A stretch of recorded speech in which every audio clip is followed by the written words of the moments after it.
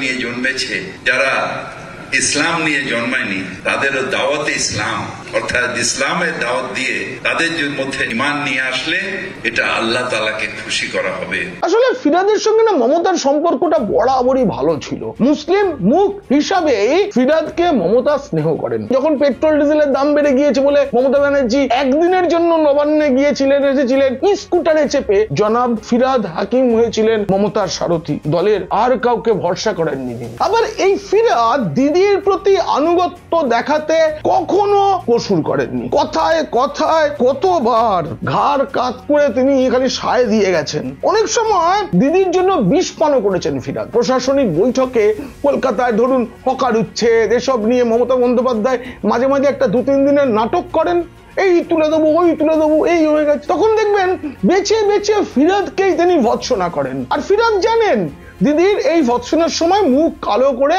Meeting এ বসে থাকতে হবে, পরে সব ঠিক হয়ে যাবে। এবং সেটাই বরাবর হয়েছে, কিন্তু শোনা যাচ্ছে এবার নাকি সেটা হবে না। নানা দুর্নীতি তো আছেই, সেই সঙ্গে কলকাতার মানুষ নাকি ববিকে ভালো করে নিচ্ছে না। এই নিয়ে গোটা ভিডিওটি দেখতে হলে নিচে ডেসক্রিপশনে থাকা লিংকে ক্লিক করুন। আর যদি ভালো লাগে তবে অবশ্যই সাবস্ক্রাইব করুন। পিনাক কি বলছে।